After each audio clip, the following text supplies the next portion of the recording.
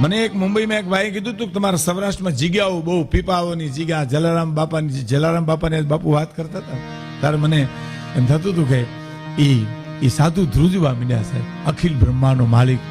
અને એક કવિએ બહુ સરસ વાત કરી કે હીરુભાઈ માને એમ કીધું કે તમને તમારી માગણી કરે છે સાધુ, તમારે જવાનું છે એની સાથે.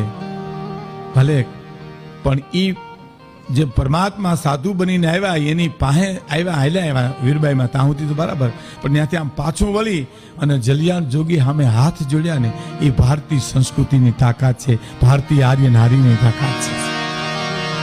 એને પાછું વળીને જલિયાણ જોગી સામે બે હાથ જોડીને એટલું કીધું, જલિયાણ જોગી આટકોટ થી મારા બાપને આંગણેથી તમારી ચૂંદડી ઓઢીનું અહીંયા આવી ત્યાંથી અત્યાર સુધીમાં મેં દરણા દેડ્યા, કામ કર્યા, મારી આ દાસીની કાંઈ પણ ભૂલ થઈ ગઈ હોય તો મને માફ કરજો જલિયાણ, મને માફ કરજો.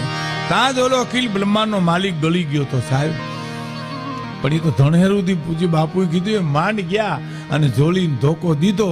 પણ પછી મારે એક વાત એ કરવી છે કે જોલી અને ધોકો દઈ અને નીકળ્યો ઈ જ ક્ષણે સતાતાની જગ્યામાં એની મેળે મેળે નગારા મંડ્યા વાગવા, ઝાલરો મંડી વાગવા અને અભ્યાગતો જાગી ગયા. કૌતુક શું થયું, આ કેમ આમ છે?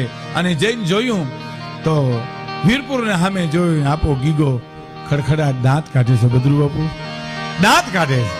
કોઈએ પૂછ્યું કે ગીગા આપા શું થયું? કે બસ જોઉં છું વીરપુર તરફ જલિયાણ જીવી ગયો કહેવાય, એને મોતીડું ફરવી લીધું.